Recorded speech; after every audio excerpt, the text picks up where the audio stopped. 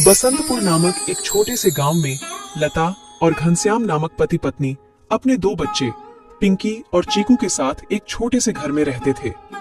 घनश्याम सेठ धनीराम के यहाँ खेतों में मजदूरी का काम करता था और लता गांव के एक बंगले में खाना और साफ सफाई का काम करती थीं। दोनों पति पत्नी खूब मेहनत और मशक्कत करके अपने और अपने बच्चों का पेट भरते थे। यूं तो हमेशा ही गर्मी के समय 40 डिग्री तक तापमान चला जाता था, लेकिन इस साल तापमान बहुत ज्यादा बढ़ गया था, जिस वजह से बसंतपुर गांव के लोग बहुत ज्यादा परेशान थे। दिन हो या रात हो, लोग गर्मी से बेहाल थे। इस साल तो बहुत ज्यादा गर्मी पड़ी है। इतनी कड़ी धूप में काम करना बहुत मुश्किल हो गया है। घर से निकलते ही पसीना बारिश की तरह टपकने लगता है। इतनी भारी गर्मी में तो काम पर भी जाने का मन नहीं करता। न जाने इस साल की गर्मी कैसे कटेगी। चलो अच्छा, मैं काम पर जाता हूँ, वरना सेठ गुस्सा करेंगे। घनश्याम मजदूरी पर चला जाता है। पिंकी और चिंकी एक सरकारी स्कूल में पढ़ते थे। लता पिंकी और चिंकी को स्कूल छोड़कर काम पर चली जाती है। उस बंगले में मालकिन हेमलता और मालिक रामचंद्र अपने दो बच्चे टीना और शिवम के साथ रहते थे। अरे लता, आ गई तू। अब चल जल्दी से सारे काम निपटा लो। पता है ना, शिवम की बर्थडे पार्टी है, तो सारे काम 4 बजे से पहले ही हो जाने चाहिए। और हाँ, इसके बाद तुम घर सजाने में भी मेरी मदद करोगी, ठीक है? ठीक है मालकिन, मैं पहले जाकर घर के सारे काम निपटा लेती हूँ। इसके बाद घर को सजाने में मैं आपकी मदद करूंगी। ऐसे लता घर के सारे काम करने के बाद हेमलता की घर को सजाने में मदद करती है। हेमलता और लता मिलकर पूरे घर को अच्छी तरह से सजा देते हैं। अच्छा मालकिन, मैंने घर के सारे काम निपटा दिए हैं और पार्टी की सारी तैयारी भी हो गई है, तो अब मैं घर जाती हूँ। हाँ ठीक है, लेकिन पता है ना तुम्हें, आज शिवम की बर्थडे पार्टी है, तो तुम शाम को 7 बजे अपने बच्चों के साथ पार्टी में आ जाना। और हाँ, मुझे तुम्हारी थोड़ी मदद की भी जरूरत होगी। ठीक है मालकिन, मैं शाम के समय बच्चों के साथ यहाँ आ जाऊंगी। ऐसा कहकर लता घर चली जाती है और दोनों बच्चों को तैयार करके शाम को 7 बजे पार्टी में आ जाती है। पार्टी बहुत ही शानदार होती है। लता के बच्चे इतना बड़ा घर देखकर कहते हैं, अरे यार चिंकी, यह घर कितना बड़ा है और कितना सुंदर है। बाहर कितनी गर्मी है, फिर भी इनके घर के अंदर कितना ठंड लग रहा है। पिंकी और चिंकी की बातें शिवम सुन लेता है और वह उनसे कहता है, अरे ये घर ठंडा इसलिए लग रहा है क्योंकि हमारे घर में हर कमरे में एसी लगा हुआ है।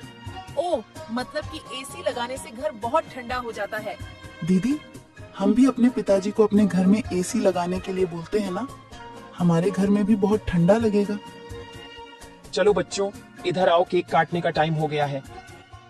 जब केक काटने लगता है तो पिंकी और चिंकी एसी की ठंडी ठंडी हवा खाते खाते शिवम के कमरे की तरफ चले जाते हैं और शिवम के कमरे के बाहर खड़े होकर एसी की ठंडी ठंडी हवा का मजा लेने लगते हैं। एसी की ठंडी ठंडी हवा खाते खाते वह दोनों कमरे के अंदर चले जाते हैं। दीदी, यह कमरा तो सबसे ठंडा है, इसमें कितनी ठंडक है। और दीदी, ये देखो, यह बिस्तर कितना सुंदर है, बिल्कुल मखमल जैसा। दोनों बेड पर बैठ जाते हैं और ठंडी ठंडी हवा का आनंद लेने लगते हैं। देखते ही देखते 15 मिनट बीत जाते हैं और आराम करते करते कब दोनों की आंख लग जाती है, उन्हें पता ही नहीं चलता। इतने ही देर में अचानक से शिवम की बहन टीना कमरे में आ जाती है। वह पिंकी और चिंकी दोनों को शिवम की बेड पर लेटा देखकर जोर से भड़कती है। ये दोनों मेरे कमरे में क्या कर रहे हैं? माँ इधर आओ, देखो ये दोनों मेरे बेड पर क्या कर रहे हैं। टीना की आवाज सुनकर हेमलता कमरे में आती है। तुम दोनों अभी के अभी मेरे बेड से उठो। पिंकी और चिंकी हेमलता की आवाज सुनकर जग जाते हैं। लता भी हेमलता की आवाज सुनकर भागी भागी चली आती है। क्या हुआ मालकिन? आपकी बहुत जोर से नीचे आवाज आ रही थी। क्या हुआ? ये पूछ क्या नहीं हुआ? ये देख नहीं रही तू? तेरे बच्चों ने अपने गंदे मेले बदबूदार कपड़ों से मेरा पूरा बेड गंदा कर दिया। तेरे बच्चों ने एसी देखा नहीं कि सोने चले मेरे बेड पे। हद होती है यार। मैं तो तेरे बच्चों को इसलिए बुलाया था कि इनका भी थोड़ा मन लग जाएगा। इन्होंने कभी ऐसी पार्टी लाइफ में देखी नहीं होगी, ये भी देख लेंगे। पर ये तो अपनी औकात ही भूल गए। ये हमारा घर है, कोई धर्मशाला नहीं कि कोई भी भिखारी हमारे कमरे में आ जाएगा और आकर के सो जाएगा। तू अभी के अभी अपने बच्चों को लेकर निकल यहाँ से। और हाँ, कल से काम पर भी आने की जरूरत नहीं है। मालकिन ऐसा मत करो, मेरी बात तो सुनो। बच्चे नादान हैं। मैं वादा करती हूँ आगे से ऐसा दोबारा नहीं होगा। यह मेरी आखिरी भूल समझकर माफ कर दीजिए मालकिन। मुझे काम से मत निकालिए मालकिन। इस काम के सहारे तो मेरा घर चल रहा है। ये तेरी सर दर्द है, अब तू यहाँ पर काम नहीं कर सकती। अब तू अपने बच्चों को ले और यहाँ से निकाल। हेमलता लता और उसके बच्चों को घर से बाहर निकाल देती है और आगे से काम पर आने को भी मना कर देती है। अब लता के पास कोई काम नहीं था। घर का सारा भार अब घनश्याम के कंधों पर आ गया था। हे भगवान, आज तो खाना बनाने के लिए आटा भी नहीं है। अब मैं आटा कहाँ से लाऊं? मेरे पास तो अब और पैसे भी नहीं है। और जो तनख्वाह घनश्याम जी को मिली थी वह सब घर खर्चे में खत्म हो गए। मेरा क्या है? मैं तो पानी पीकर भी सो जाऊंगी, पर बच्चों को क्या? भूखे पेट इन्हें नींद कैसे आएगी? आ गए आप। घर में राशन खत्म हो गया है। आज खाने में कुछ नहीं बना है। कोई बात नहीं, खाना आज मैं अपने साथ लेकर आया हूँ। सेठ जी के यहाँ पर आज दावत थी तो उन्होंने कुछ खाना बच्चों के लिए भी भिजवा दिया है। ऐसे उस रात तो वह सभी खाना खाकर सो जाते हैं। अगली सुबह लता फिर से अपनी मालकिन हेमलता के घर जाती है और उससे थोड़े पैसे उधार मांगती है। मालकिन, मेरे घर में खाने के लिए एक अनाज का दाना भी नहीं है। कृपया आप मुझे थोड़े से पैसे उधार दे दीजिए। तुझे देने के लिए मेरे पास कोई पैसे वैसे नहीं है। मैंने तुझे पहले ही काम से निकाल दिया था, फिर तेरी यहाँ आने की हिम्मत कैसे हुई? जा निकल यहाँ से और आइंदा यहाँ पर अपनी शक्ल मत दिखाइयो। हेमलता की कड़वी बातें सुनकर लता घर वापस जाने लगती है।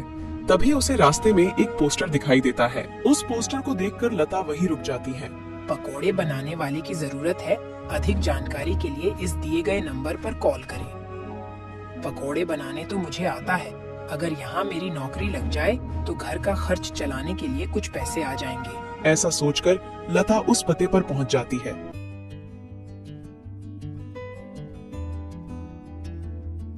भैया, मैंने आपका पोस्टर देखा। आपको किसी पकोड़े बनाने वाले की जरूरत है? हाँ, जरूर तो है। तुम पकोड़ा बना लोगी। क्या तुम्हें पकोड़े बनाने आते हैं? हाँ, सब मुझे कई तरह के पकोड़े बनाने आते हैं, जैसे मिर्च का पकोड़ा, पालक का पकोड़ा, पनीर का पकोड़ा और भी कई प्रकार के पकोड़े मुझे बनाने आते हैं। तो ठीक है, तुम आज से ही काम पर लग सकती हो। ऐसे लता पकोड़े बनाने वाले के साथ काम पर लग जाती है और ग्राहकों को पकोड़े सर्व करने लगती है। ऐसे ही शाम हो जाती है और रमेश के सारे पकोड़े बिक जाते हैं। चलो, आज तो सारे पकोड़े बिक गए। आज तो तुमने पकोड़े सिर्फ सर्वे किए हैं, लेकिन कल से तुम्हें पकोड़े बनाने भी होंगे। हाँ साहब, मैं बहुत ही स्वादिष्ट पकोड़े बनाना जानती हूँ। तो ठीक है, ये लो आज के काम के पैसे।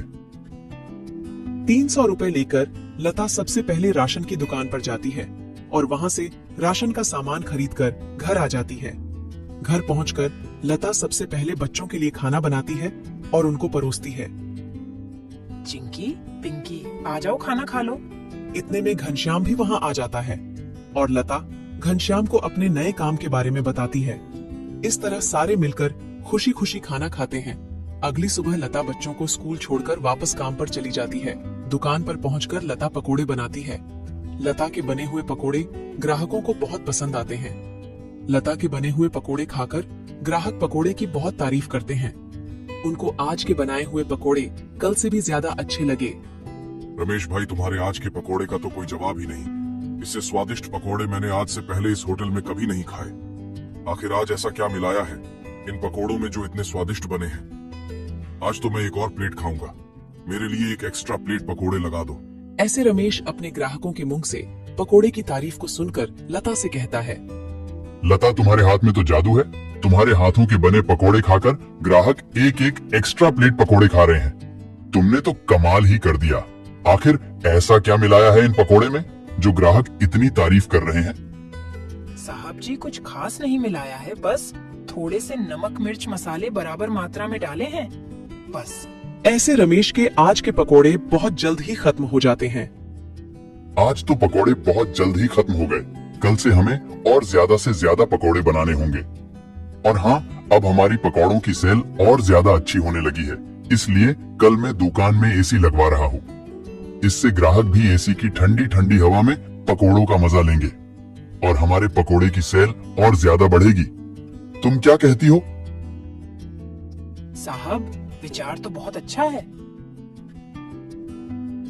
अगले दिन रमेश अपनी दुकान में एसी लगवा लेता है और जैसा उसने सोचा था वैसा ही हुआ।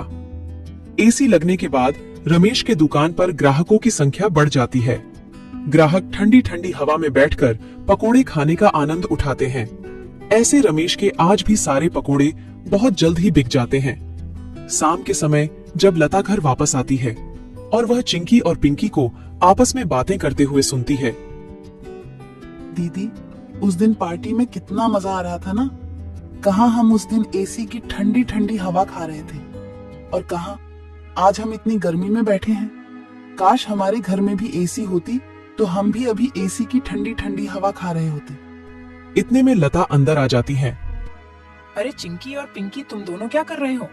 तुम दोनों ने अपने स्कूल का होमवर्क किया? चलो जल्दी से अपना अपना होमवर्क कर लो।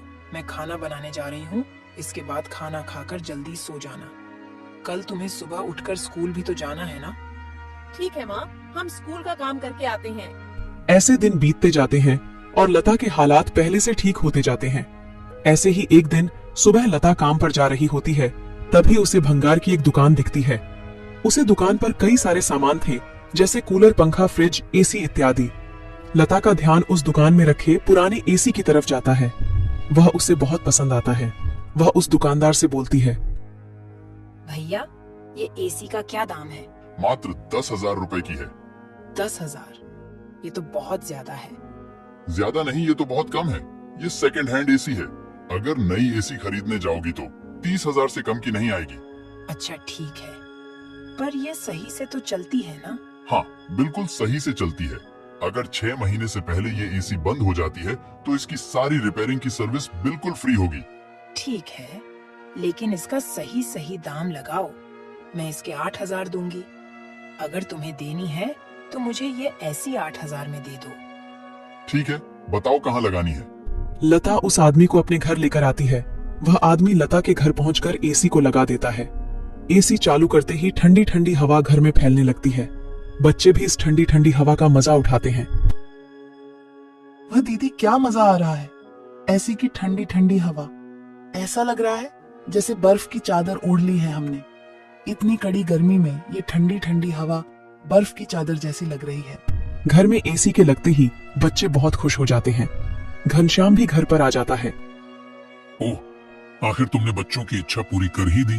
कैसे ना करती भला। बच्चे तो आखिर मेरी जान है। इनसे बढ़कर मेरे लिए कुछ भी नहीं। एसी लग जाने की वजह से बच्चे बहुत खुश होते हैं और लता की कमाई भी अच्छी होने लगती है। लता के बने हुए पकौड़ों की वजह से रमेश की दुकान पर ग्राहकों की भीड़ लगी रहती थी। इससे रमेश खुश होकर लता की तनख्वाह बढ़ा देता है।